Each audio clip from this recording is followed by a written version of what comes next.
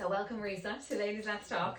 So your own health journey led you to become a health coach. What made you realise you needed to prioritise yourself? I suppose with myself, I was diagnosed with breast cancer in 2023, and I, after treatment and after surgery, I literally had no strength. Right. Okay. I had no energy. I was fit for nothing. Yes. Okay. And I just needed to stop and go, what do I need to do after myself? And I ended up looking at courses and trying to educate myself, I suppose. And I found the health coach course through other people I was talking to, and I just loved the whole approach of it. It was very holistic to learn about the body, nutrition, movement. And I actually, when I was doing the course and when I was obviously recovering, I was like, even before the treatment, I wasn't prioritising myself. I was putting everybody else first. Isn't it? Yeah, I think as women we do that though, don't we? We put everyone first. We don't think about ourselves, and then you have to say, right, light bulb moment, I have to do something for myself. 100%. And that's amazing. And I think what it is that we're naturally that caring. We're the mother, maternal. Even a lot of people aren't mothers, but they're that caring. They're the empaths.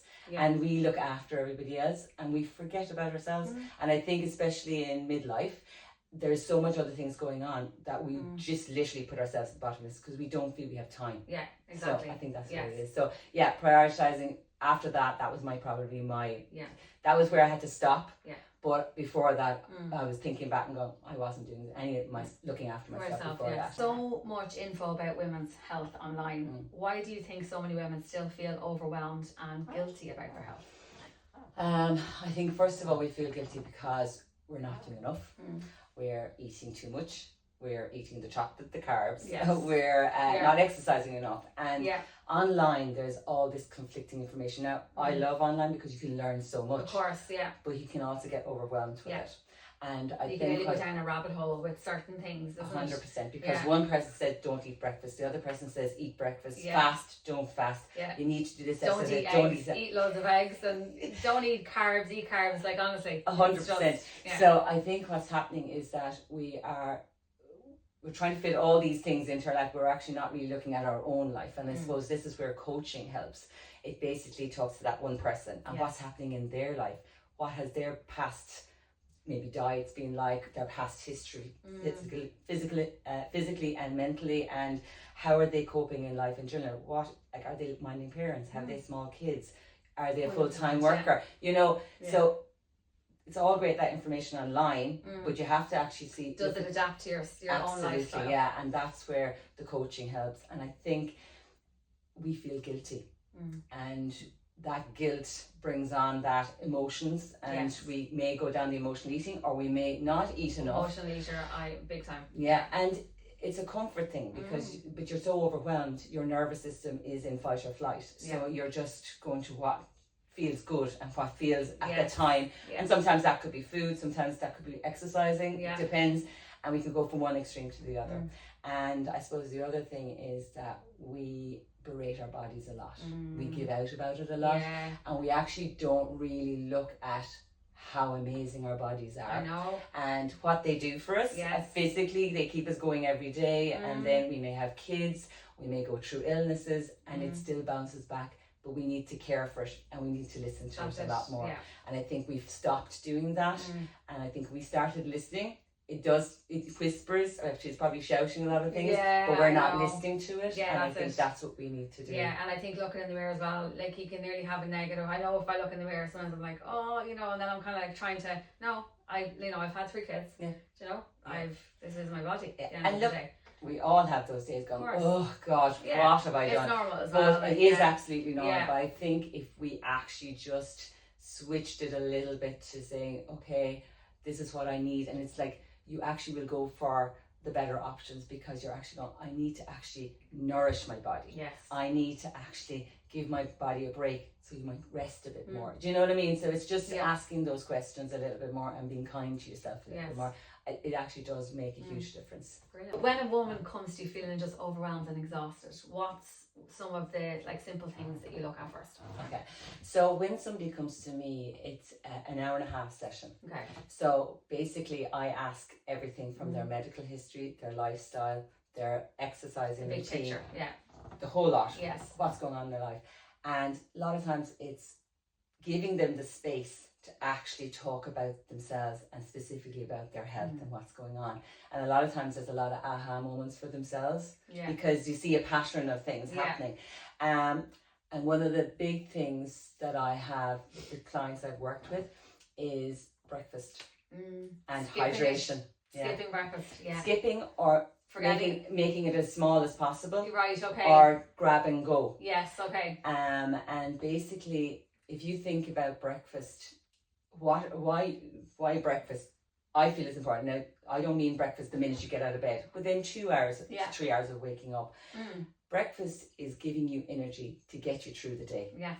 Then you have your lunch. It's supposed to be your biggest kind of meal as such, isn't it? I remember there was a saying years ago, eat breakfast like a king, lunch like a queen, and supper like a pauper, they used to say.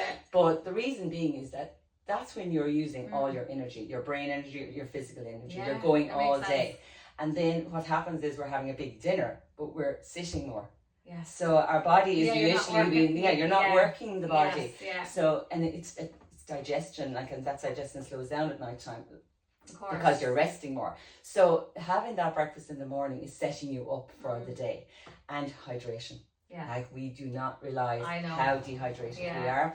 And when you have that fatigue in the afternoon, there's usually two things. It's usually that you have maybe skipped breakfast, or it was quite a high sugary breakfast, so that blood sugar is dropping. And the second thing is it could be just that you're thirsty. And it's very interesting when I'm working with clients now, and like, it sounds so simple, but drinking water is the hardest thing. It really is, isn't it? So difficult. I know. People find it so hard.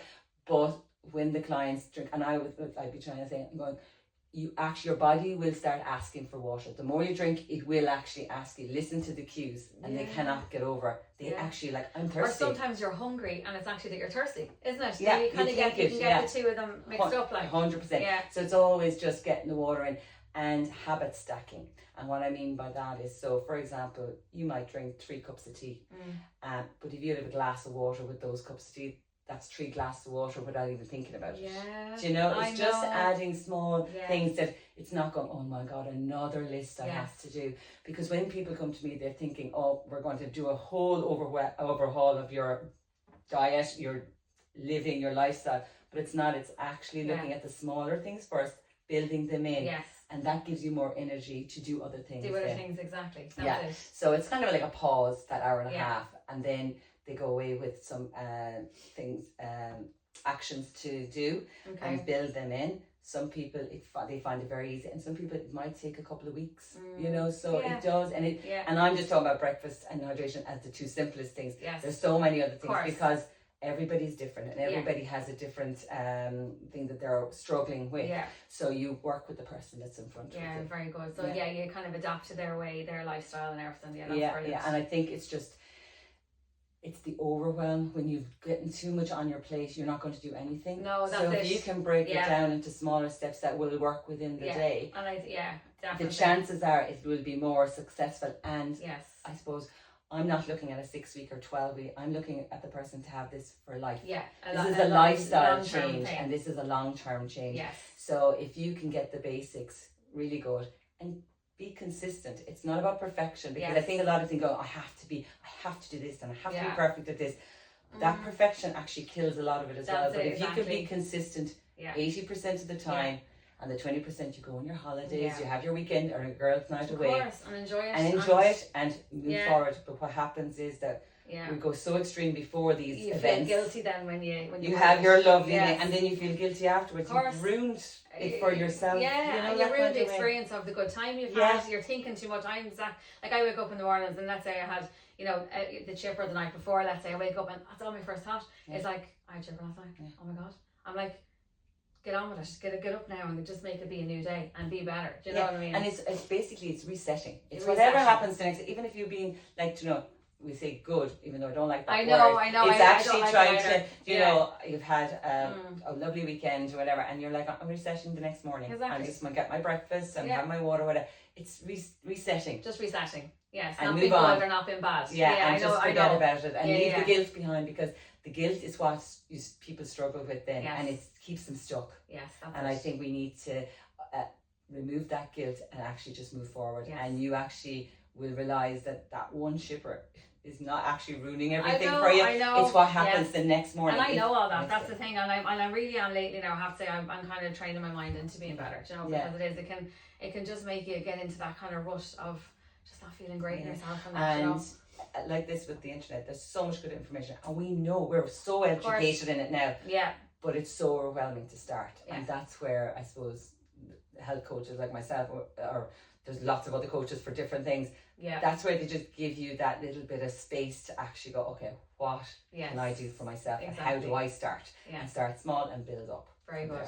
What's the one thing you'd like women to take away from this chat? Just start.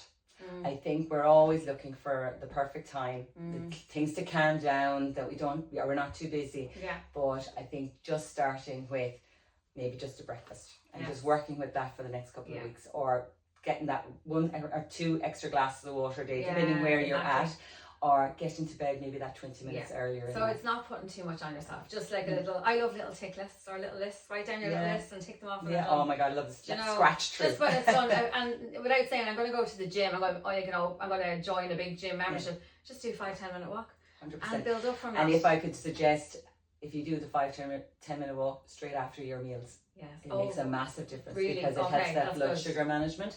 The other thing I would say is stop letting the weighing scales dictate how you feel.